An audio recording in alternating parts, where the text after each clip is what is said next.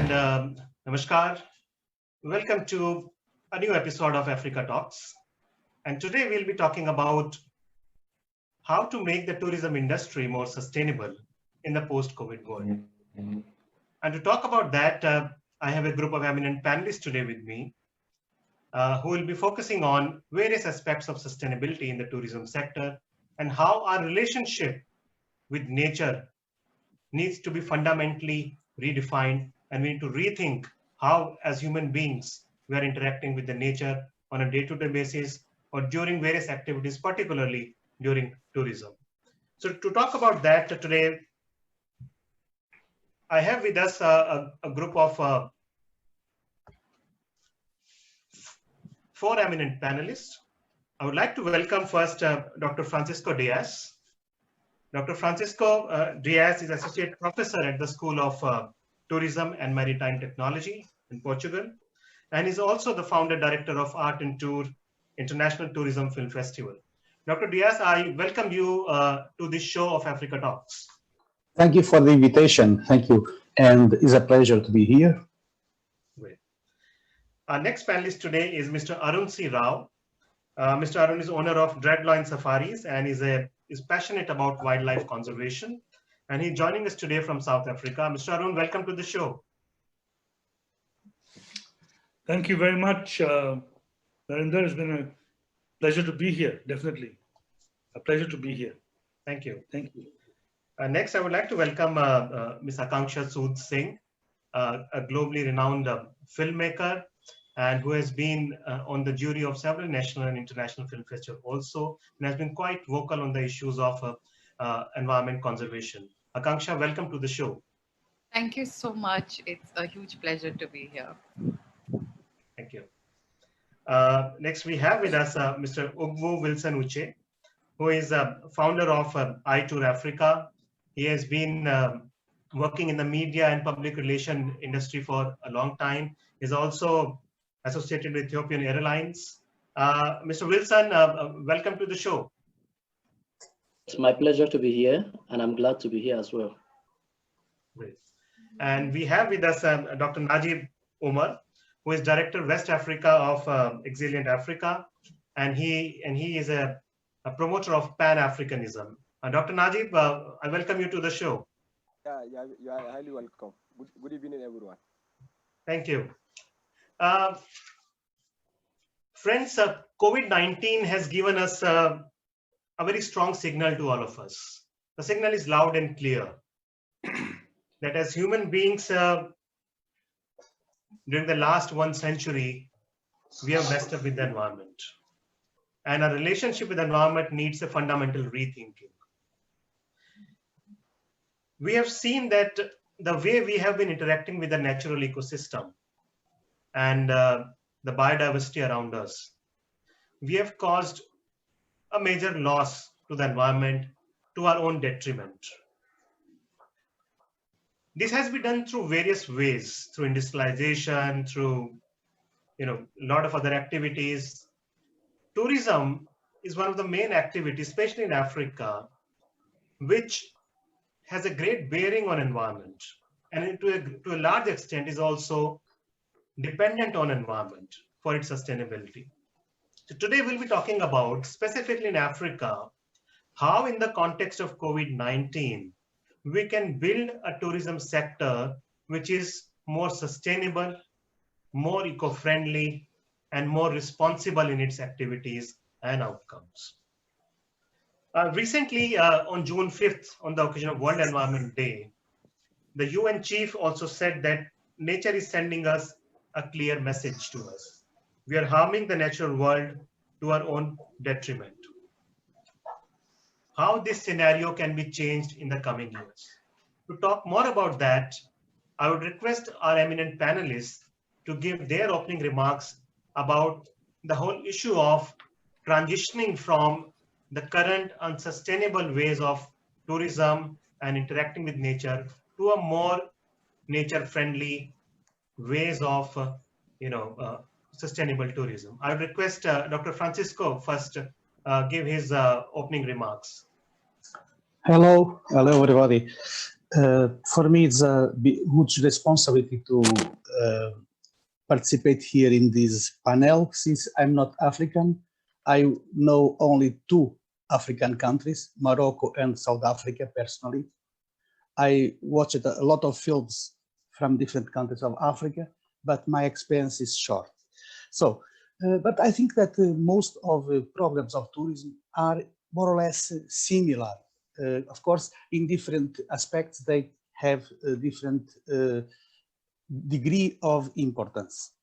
In general, I could say that the 3S formula, sun, sea, and sand, or sun, sea, and sex, should be changed in another slow, smart, and small-scale tourism.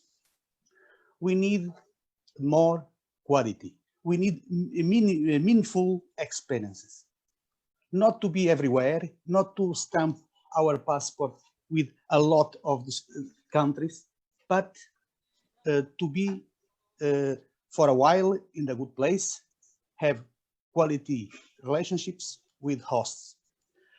This is why in my festival, Art and Tour, we try to show good practices and bad practices.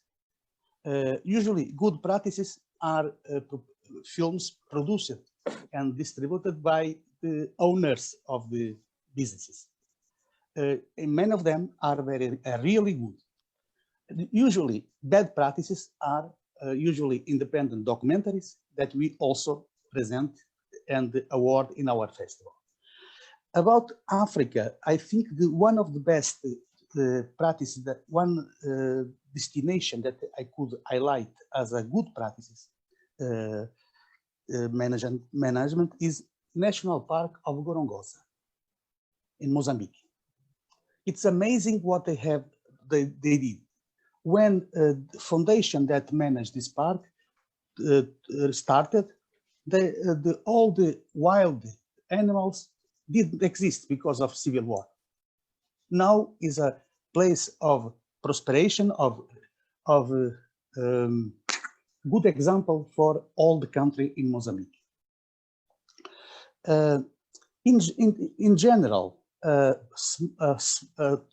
more smooth approach to tourism, at the same time with long-term planning, it should ensure at the same time good work conditions,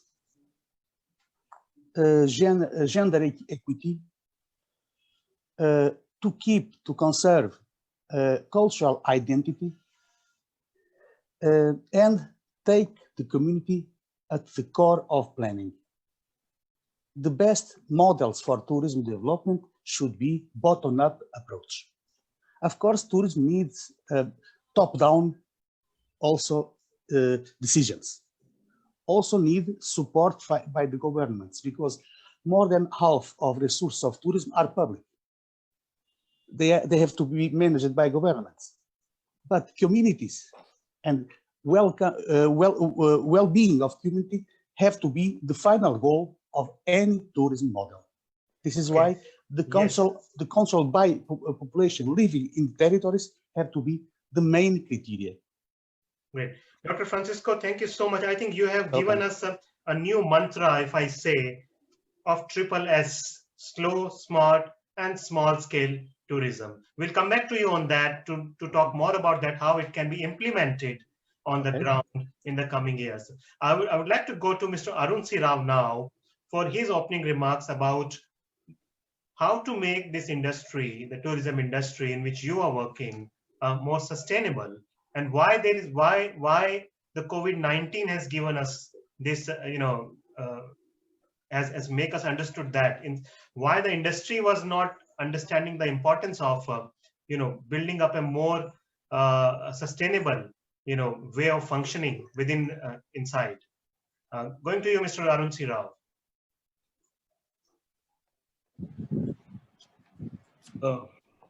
Thank you, Narender. I think the main thing for me here in South Africa, I feel, and I've only been here about almost 6 years now. I worked in wildlife tourism in India as well for a short time. And having seen both the sides of it, I think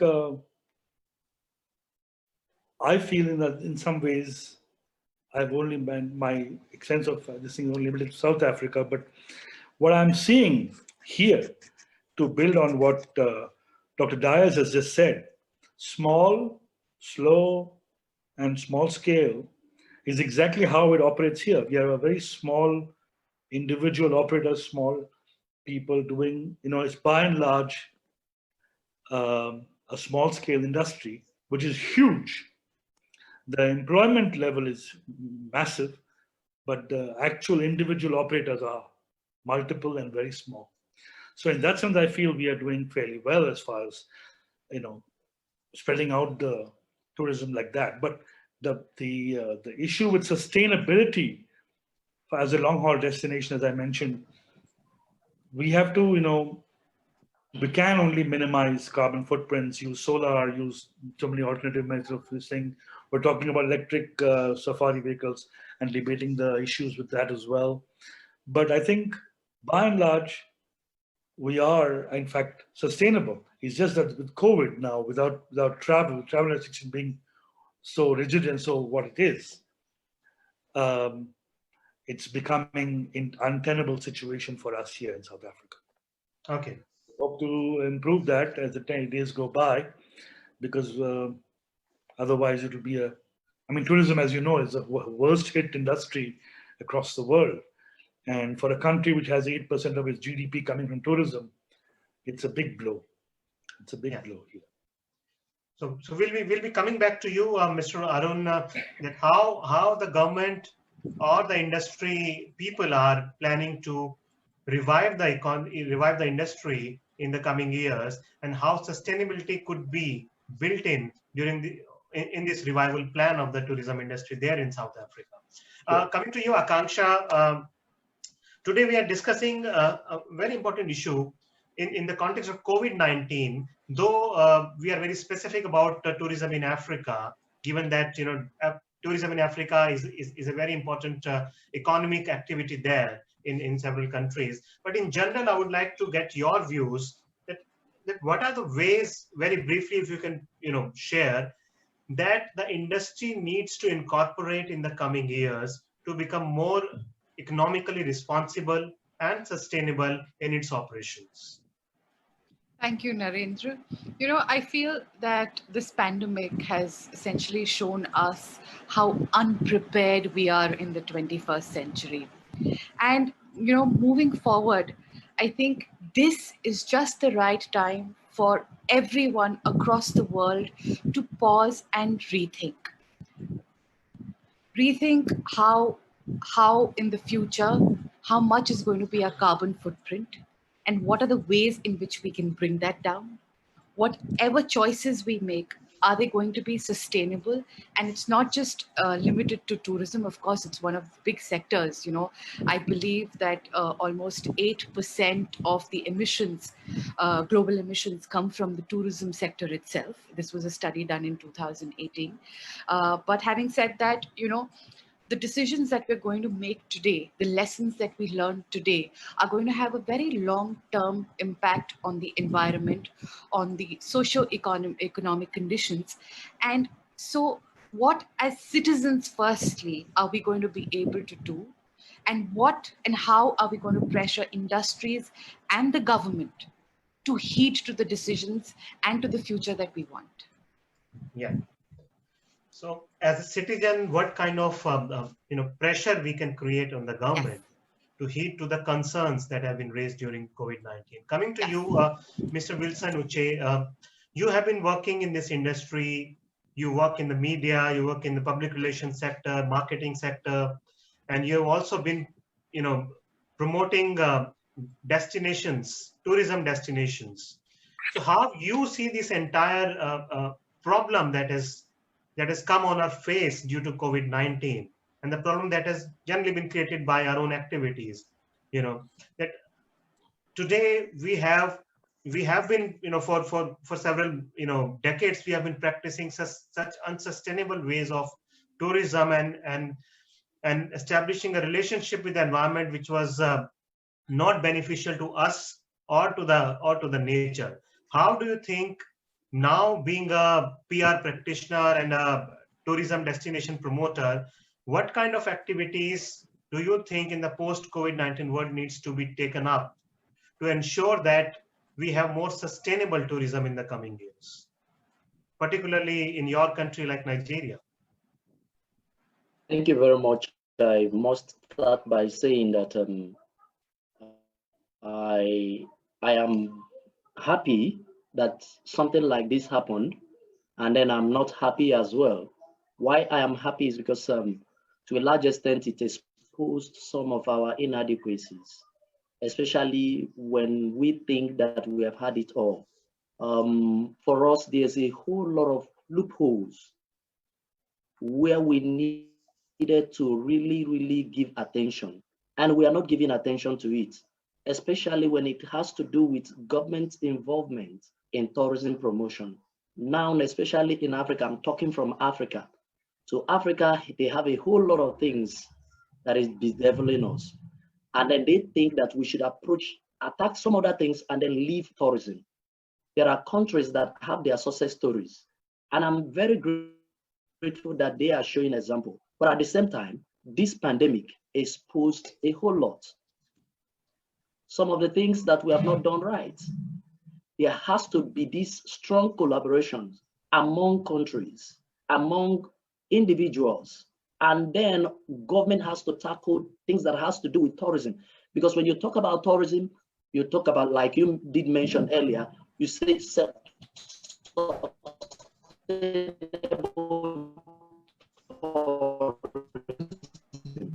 you find out that you cannot talk about such itself. Before now, there has been issues that has to do with global warming. And those are the things that affect tourism on its own. And then there is this issue of restrictions. There are some countries that you wouldn't have to go into, except you have passed through a lot of hurdles. So for me, I think it exposed a whole lot of things that we have not done, we have not gotten right. But at the same time, it actually came to the industry as a huge shock. You find out that the world is going to recover, but it's going to take us a little while to recover because the shock is much. Now think of it, I have actually over a period of time been promoting an airline like Ethiopian Airlines. But it has shown that it showed a whole lot of leadership. In Africa, a whole lot of airlines are beginning to receive the shock in a huge way. But then they have been able to, in as much as it hit them so strong, they have been able to come out strong again. But I'm not talking about the airline industry, because when we talk about tourism, we look at the travel industry, we look at the hospitality industry, we look at a whole lot. All of that has to be put together. And then you find out that some of the hotels and some of the hospitality practitioners never even envisaged a pandemic like this. We were not prepared. And it took a whole lot of people unaware. So the question here is, we are going to go back to the drawing board. And then since this has happened, it has taught us a huge lesson. Now we are going to be looking at it, especially in Africa. When I look at other parts of the world, maybe other regions and all that, you find out that fine, it came as a huge shock, but they were able to harness some of the things that they put in place. Our health sector in Africa is not something to write home about. I'm sorry to say that, but that is the truth. And right here now, the whole thing is staring on our face. In Nigeria, we have not taken tourism very serious, I must confess. The truth about it is that, go ahead. Mr. Wilson, I'll be coming back to you on that issue. I think that's a very important issue he has raised, that how that tourism is not being taken up very seriously. So we need to go back to our planning boards, and we need to rethink and replan everything, how the entire sector needs to come together in the post-COVID-19 world, which is more responsible and more sustainable. I'll come back to you on that, Mr. Wilson, later in the show. Now, I would like to go to Dr. Najib Umar, who is joining us, joining from Nigeria. Dr. Najib, what's your take on this entire issue of sustainability of the tourism industry, specifically in Nigeria? Okay, thank you, Narendra. it is a pleasure meeting with you. I think this is a very important topic, considering the how important the tourism is, especially in terms of economic contributions in some of the African countries. As in of the last survey, according to the some studies, they said Africa has been one of the fastest growing tourist region for the last decade, and it employs I think more than 7.7 million people in Africa. So I think it is a very important sector. Countries like Seychelles, Cape Verde, Mauritius, they are meant it contributed to some certain percent of GDP. So the post-COVID scenario, I think it is gonna affect greatly in tourism industry. If you look at the recent issue that happened maybe in North Africa, which has suffered like 12% loss in tourist industry because of the political unrest. So, which means whenever there is some certain issue or some unfortunate scenario, which is going to happen or that happen within the region, so it will definitely affect the whole industry, and it will affect the economical activities at large. So, but this is not something that has to be with quick action. It is a gradual process. Both government, investors, and local communities has to come up together to see how we will have a sustainable tourism in the post-COVID world. So Dr. Najib, you're saying that all the relevant stakeholders needs to come together to understand and to make a plan that how to make this industry more sustainable. That brings me to another important issue that is of grave concern. That is of over-tourism. You know, in Africa in 2018, 67 million tourists came. Exactly. That was a growth of 8% from the previous year. Yeah. That's a huge number. Dr. Francisco Diaz and Mr. Arun, I would like to come to you. You know, in the post-COVID world, how, like you both talked about, you know, the slow-paced tourism, the small-scale tourism, how to ensure that the popular tourist sites, you know, they are not burdened with over-tourism or overpopulation of tourists who are coming there, because everybody wants to go there, you know. So Mr. Arun and Dr. Diaz. Dr. Diaz, first coming to you. How should we go ahead and implement something like this, slow, smart, and small-scale tourism? Maybe you can share some examples from Portugal. Okay. It's first of all, we have to consider that there is no one kind of tourism. There are several tourism products. Some of them are in emerging period, other as in decline. So we have to consider for each destination what kind of tourist products are more sustainable and what kind of others are more damage more the territory. You know, for example, refrigerators have a system of energetic efficiency from A++ to G, the worse to the better. We could approach tourism products in this way. For example, cruise tourism. Cruise tourism don't give benefits to local communities.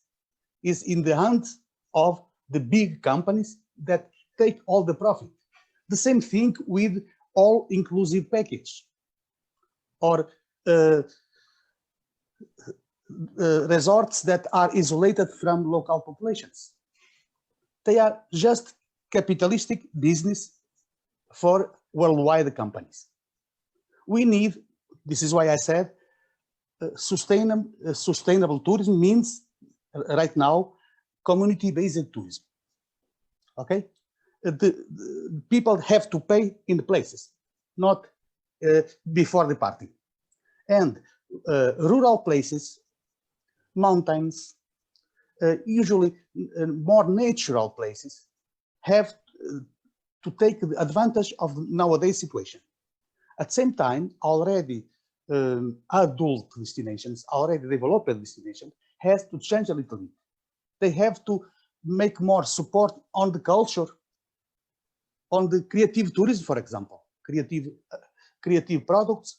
For example, art craft together with visitors. Visitors can learn how to cook, how to do something, more experiential tourism in the cities. It will change a little bit, step by step, the model that is dominating nowadays, the mass tourism. Mass tourism is a mess, is a problem for tourists because they are not happy, and also for the host populations. We have to change this kind of tourism, and nowadays people are more sensitive for that. But the responsibility is up to destination management organizations, municipalities, regional governments, and national governments. But who can force these governments? Citizens, because tourists don't vote in these places. This is very important to take into consideration. This is a political question, becomes political question. I think that's a very important point raised by Dr. Francisco Diaz. Coming to you, Mr. Arun, do you have any kind of policies in your country or in your region to control the number of tourists who have been visiting you every year, depending on the carrying capacity of the space? Or anyone can come, anytime can come, and over tourism and overpopulation in tourism spaces, does it hurt you, or does it hurt the tourism sentiment and the tourism industry there in your area? Okay, that's a very good question, and I think I'm going to respond with a very simple example. Now you have Taj Mahal. Can you limit the number of people coming to Taj Mahal? Is it possible?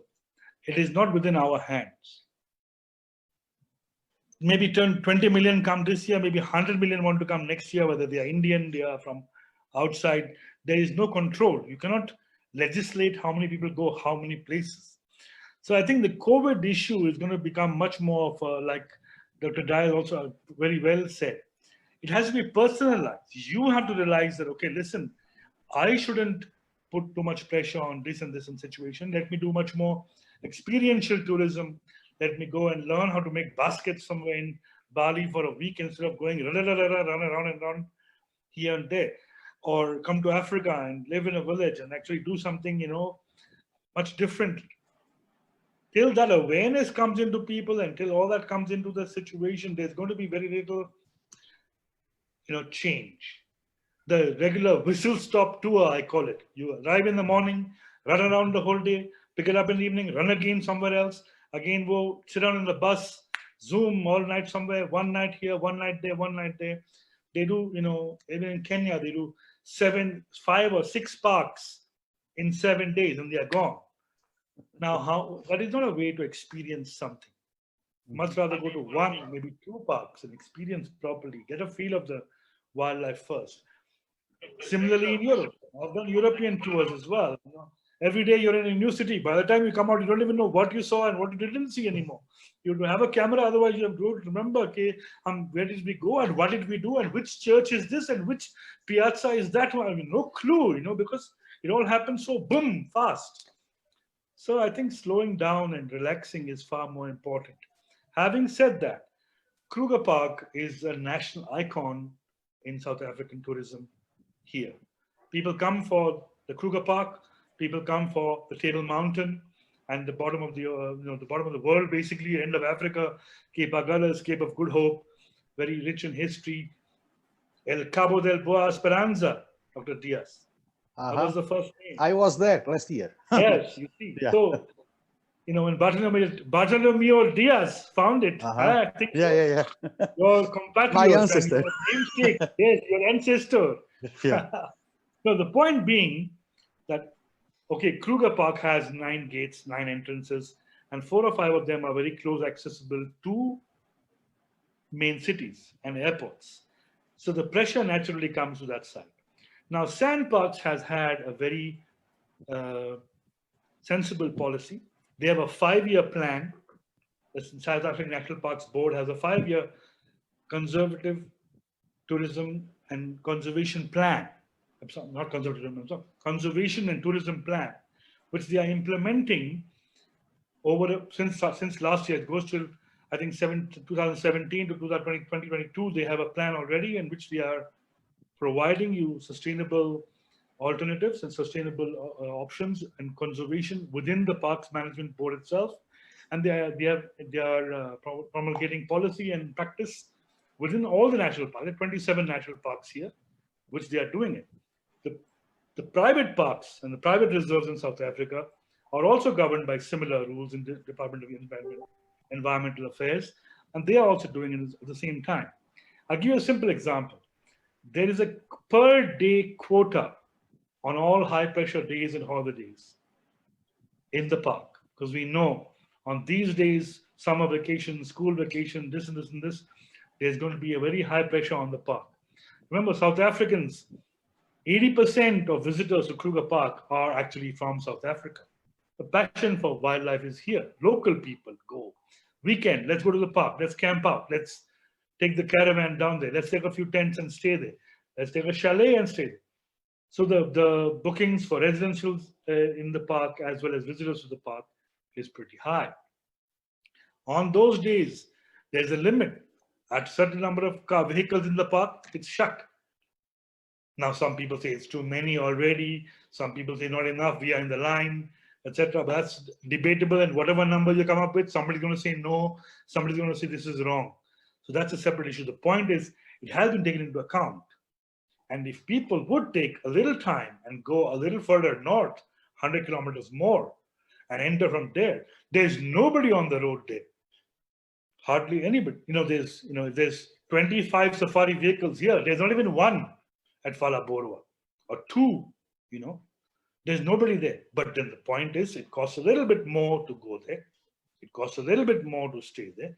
It takes a little extra couple of hours to drive there, but you have to want it. I can't say, okay, you have to go there to anybody. Nobody can go. I operate at Hazy View. I tell people, we can go anywhere you want. You want to go north, we go north. You want to go south, we go south. Where are the sightings? The entire Kruger Park is 2 million hectares. I don't have the lion's phone number. We'll go and find them wherever they are. But we can find them anywhere they may be. The point is that there is the policy to limit above a certain number on specific high pressure days. Definitely there is one. The other thing which I find, which I would like to say when Dr. Diaz said about all-inclusive tours. Now, I do, for example, all-inclusive tours. I pick you up at the airport and I bring you back to the airport and I take care of everything, and you pay in Portugal or in Germany or in America or wherever it is that you're paying from. But I have vendors. You see, I have to go to the local people and say, okay, please provide me this, please give me that, please do this, please do this, please do this.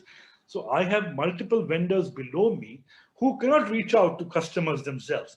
Naturally, everybody cannot go directly to customer. Now I have a B2C company. I'm the business. I go straight to my customer. Customer comes to me. But I also am a vendor for them. I mean, I'm a supplier for them, but I have to get my own suppliers. Who's going to drive my guests from the airport to here? Somebody has to do that. Who's going to give me a safari vehicle? Somebody has to do that. Who's going to, so it's like all the way down. I also have to have my own vendors. So it's not that an all-inclusive program is wrong. So but what happens is dynamic here, for example, for us is that even my competitors are my partners. I get 20, 15 people. I cannot do it alone. I must get somebody with me. Yeah. Sorry. If you can say, if you can sell, it's not all inclusive. It's almost all inclusive. If you can sell something. Yes. So we got your point, Mr. Arun. Work together on this whole issue and come together, and we are trying, doing the best we can.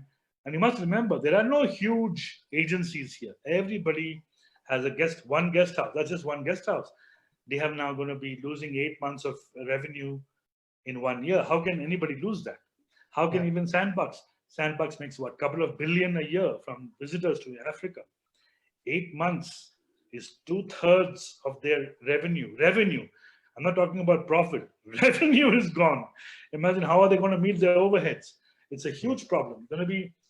We cannot say we should have less tourism, but we have to have much more, let's say, Responsible tourism. wise, responsible tourism. And I believe in South Africa, we are doing a pretty good job. Great. Pretty good job. No, I think you talked about a very good issue of individual responsibility.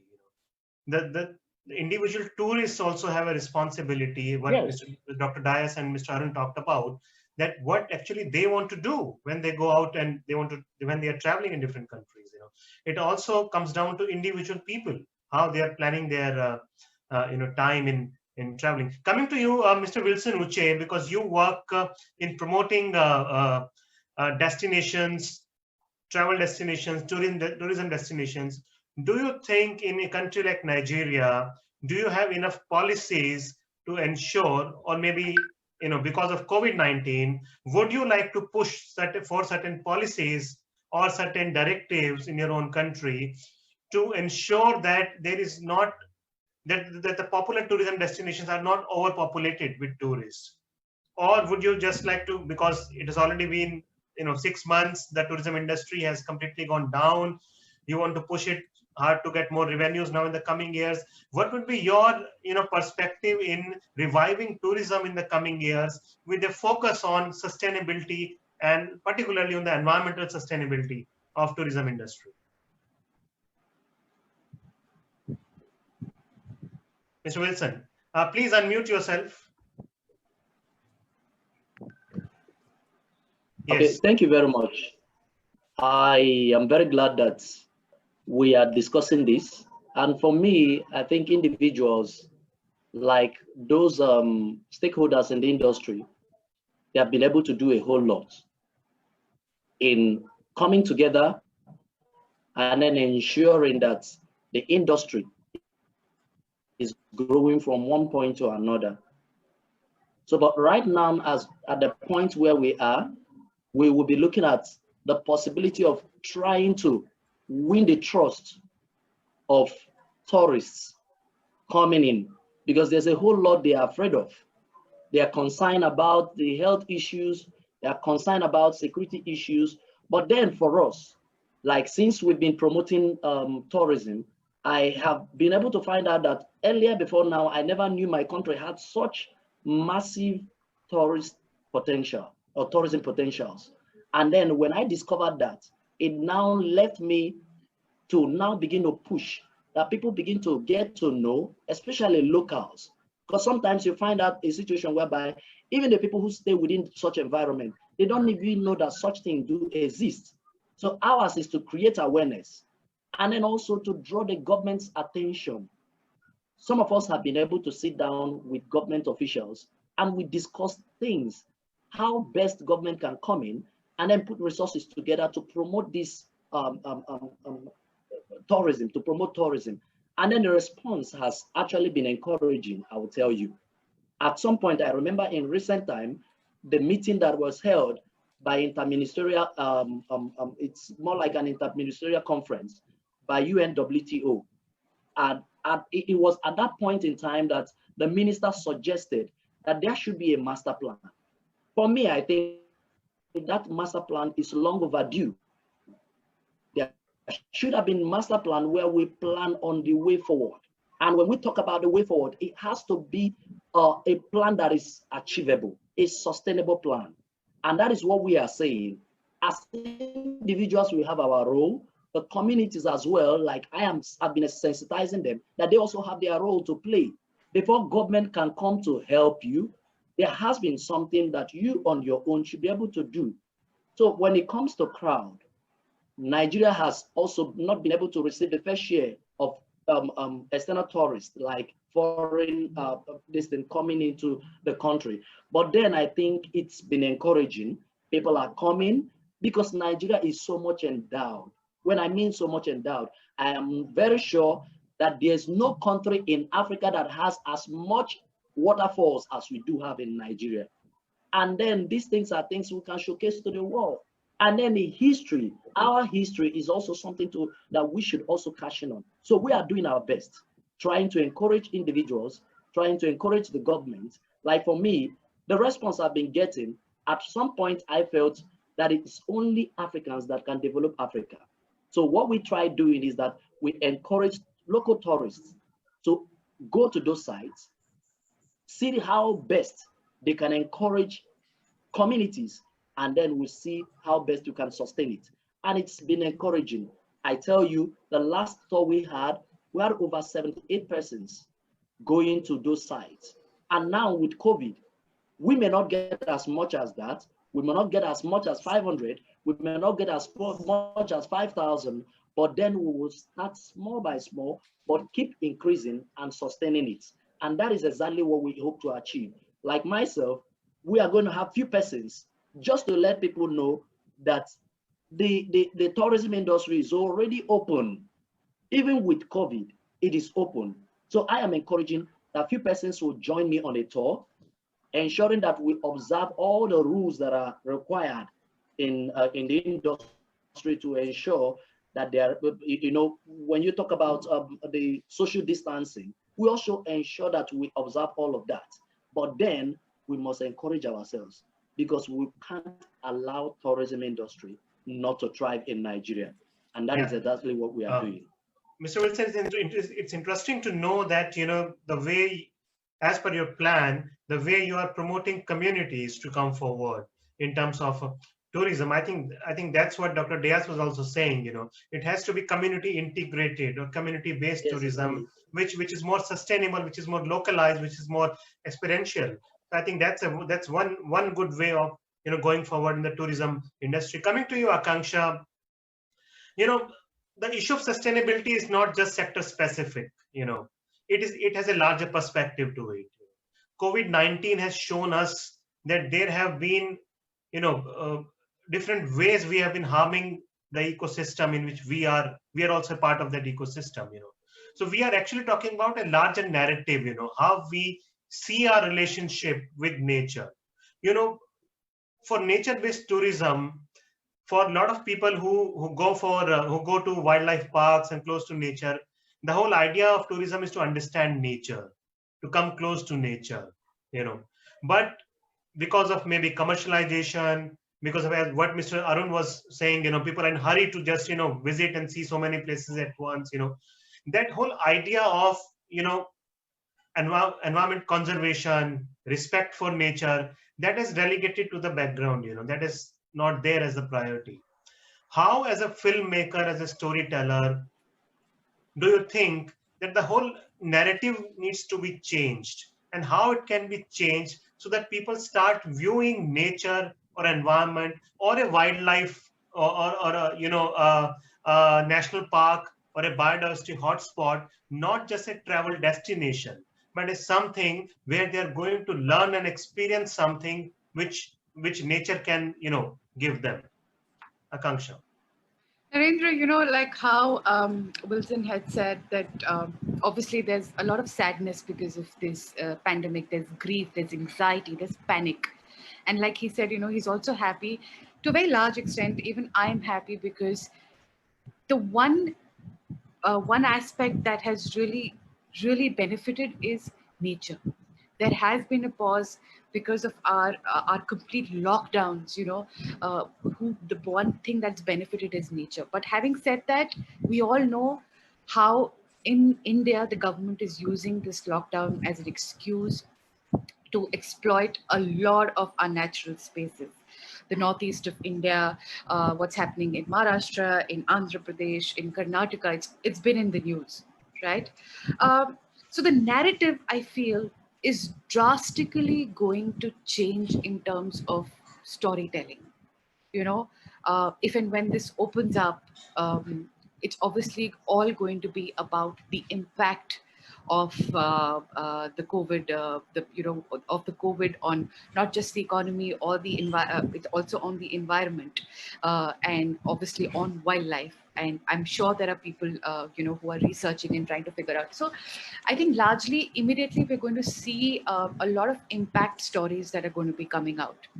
But within all of this, storytelling has to change, and like tourism, has to become more local. Uh, Across the world, the problem has been the same, and the pandemic has more or less had the same effect on every country. It's being very well covered at a global level, at the national level, and I would say in India at the state level. But actually at the grassroots level, what is happening? Do you and I, sitting in the comfort of our homes, really know that? Are people really covering that? And these are the stories that have to be told now. And these are the stories that have to be told once all of this kind of starts improving in a way. Also, I feel as a filmmaker, I am also questioning myself, is my process of filmmaking sustainable? Is it a green process that I follow? And given that I do what I do, and I have tried to be as environmentally conscious about storytelling, how more sustainable can I make the process of filmmaking? Like tourism, this industry too generates, whether it's documentary and actually more for fiction, it does generate a lot of a lot of emissions and pollution.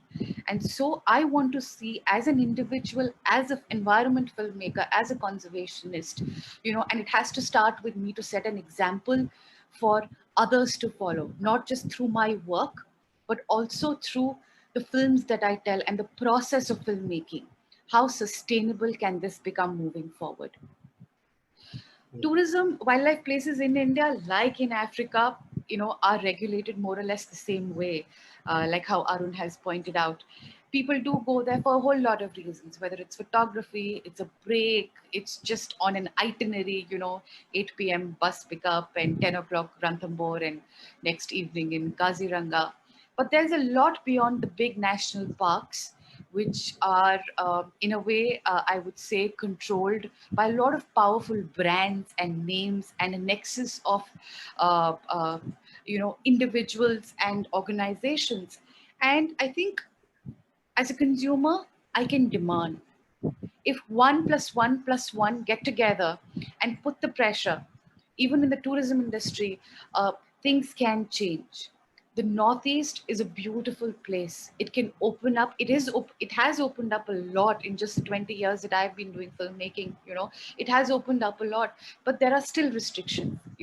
People are not as taken with the Northeast of India as they are with the 20-30 hotspots of wildlife tourism in our country. So there has to be like a public service around promoting tourism at a local level.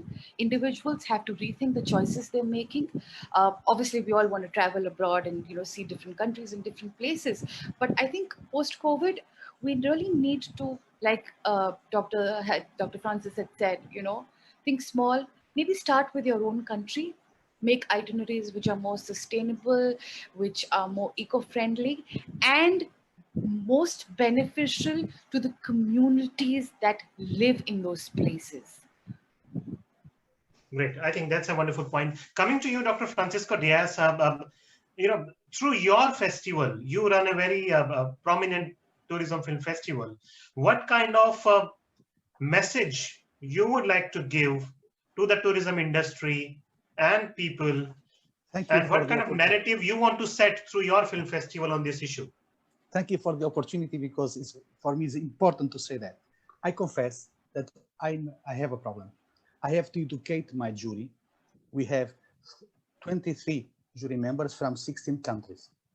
But according to my experience of last years, they give higher points to such kind of films that have whole factor.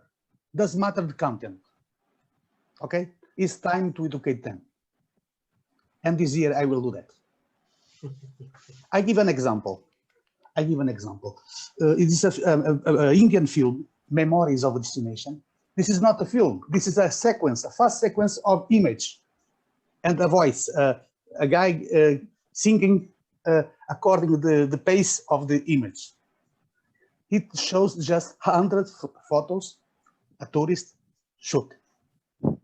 Because it's unexpected, he goes, this film, that is not a film, it's a diaporama, goes to a discussion of Grand Prix in many festivals. Last year, I was shocked with that.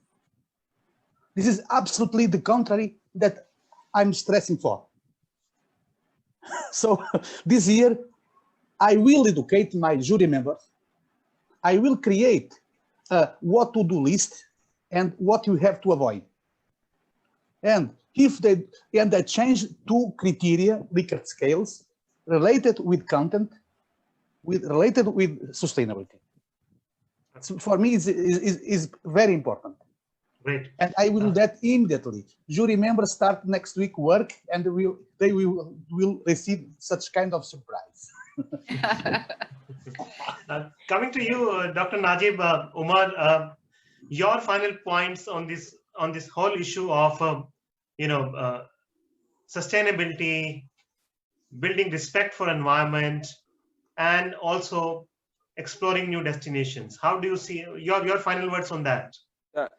Actually, due to time, what I'm saying is that with the application of social distancing and other restrictions, it is very difficult to know or to determine the exact time when the activities will come back to normalcy. So because of that, I think like coordination measures and task force should be put in place to examine and analyze the situation of tourist industry that is in the post-COVID-19 world. So a government can like make a committee or any task force that will monitor the impact of pandemic on tourism, so that they can respond to past evolving situation. That is by identifying a key factors that can be rectified or that can be amended. And I think second thing is the lifting travel restrictions, because as of now there is a high uncertainty that when the travel restriction will be lifted. So proper management should be put in place, like maybe testing, quarantine period, all these procedures should be put in place, but the lifting of restrictions should be done. Otherwise, it is very difficult to determine the exact time when the whole COVID-19 situation would be over. And I think the last point which I wanted to say is like to restore a tourist confidence, because as of now, even when the restrictions are lifted, some people might decide to wait for like maybe 6 months or 9 months before traveling. So travelers should be assured of the safety and like new standard in terms of safety, hygiene, testing, procedures, and other things should be put in place. This is to restore the confidence of the tourists or travelers, I can say, to know that now they can still go back to, they can still travel again, and even with the situation of the pandemic. And also, government should assure that local communities are comfortable and should be sensitized to know the benefit associated with the return of the visitors, which is more advantageous and which is more benefit than the concern of maybe over potential health risks due to pandemic, because some local communities might be afraid of receiving any visitors. So because of this thinking of vulnerability of having some health risks. So the government should synthesize and make local community aware that the benefit of return of the visitors is also very important. It is even overweight the these potential risks in terms of health issues. So I think these are the maybe three major ways in which we can have sustainable tourism even after the post-COVID scenario. Great. So Dr. Najib, I think rightly you have pointed out that sensitization of local communities is also very important in the post times to accept more and more tourists are coming up. I think it was a wonderful discussion. Mr. Arun, thank you so much for giving us insights about the different ways, the sustainable ways which are already there in South Africa, which you have been operating in utilizing them, and I'm sure in the post-COVID world you'll be more environment friendly in your operations and more sustainable in your actions when it comes to tourism operations there. So thank you so much for giving those wonderful insights. Professor Dias, yes, Mr. Arun, yes. Just one quick point. Yes. Our intensity, the density of tourism, what's happening right now, is definitely going to be affected by the social distancing and the new norms that are going to be in place in the, let's say, I don't want to say post-COVID, but definitely post-beginning of COVID or whatever you want to call it, in the current era, because I do not know when we're going to become post-COVID, when it's going to go away, we do not know. But if we open, let's say we open 2, 3, 4 months time, we will still have a COVID risk, and that will definitely affect operations, that will definitely affect travel, but it will also naturally affect the density of tourism automatically. So in that sense, there is going to be a cost factor for the operators involved. And the very, very good point Mr. Wilson brought out is, supposing we start bringing foreigners into this, after all, Kruger is in remote areas, villages and small places. You want to say these people come from populated areas with COVID risk. Now they're going to come here, infect our children by secondary infections. What are we going to do? So that it's going to be a very tricky business, trying to make sure that people are comfortable with foreigners being in this area, where they have been all along foreigners in this area, but there was never a pandemic, you see.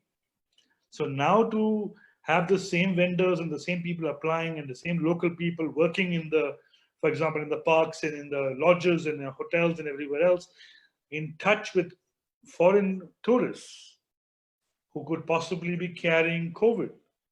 That's going to be a tricky business. So we're going to have to, very important to sensitize the local populations in this, since I'm a nature and wildlife tourist operator, in this kind of remote area where perhaps awareness is somewhat less or whatever, education, etc., have to be that much more careful. Otherwise, we're going to infect everybody here. It's going to become a much worse problem. As of right now, we are almost COVID-free in our province over here. But compared to Johannesburg, which has Cape Town, which have between Johannesburg, Cape Town, and Durban, there's 90% of the COVID cases. Yeah. In the provinces bordering Kruger Park, I think total infections is 2,000, and total deaths is 3, and that's about it. And you're talking 400 kilometers in 2 provinces. So it's a safe zone right now. Absolutely. But to come here, you have to go via Johannesburg, which is the bad zone. So we're stuck. That's what it is. But anyway, I think it's important to bring up awareness of people. Definitely, that's very wise. Great. Yeah, Dr. Francisco Dias, thank you so much for giving those new perspectives to understand, how tourism industry can be approached in altogether different frameworks. Especially when you talked about those small scale and slow-paced tourism. I think that is need of the hour, and in the coming years, that is we need to promote and that's how we need to act. Thank you so much for that. Akanksha Sood, thank you for emphasizing on the point that the narratives needs to be changed in a very forceful way, in a very powerful way. And as a filmmaker, how the film industry that narrates, that creates stories around nature needs to also introspect and act in a more responsible and eco-friendly and environmentally responsible way. I think that was a wonderful point added by you. Thank you so much. Mr. Wilson, you rightly pointed out about the work that the different stakeholders need to come together and plan and make action points and make blueprints how they're going to take this challenge head on and make a more sustainable beginning once again for the tourism industry. Dr. Najib, your point was very well taken care of. The need to sensitize the local population, the local communities before integrating them into the whole tourism operations. So thank you so much, ladies and gentlemen, for joining in this show today. Viewers, we'll be back again next week, next Sunday, on another issue about Africa and India. I would like to once again thank all our panelists, Mr. Arun C. Rao, Dr. Francisco Dias, Ms. Akanksha Sood Singh, Dr. Najib Umar, and Mr. Wilson Uche for joining us today in this wonderful discussion. Look forward to have you again in some of our future shows in Africa Talks. Thank you so much. Good night. Bye. And goodbye. Bye. Thank you. Thank you. Bye-bye. Thank you Good very night. much. Bye. My pleasure. Thank you. Ciao.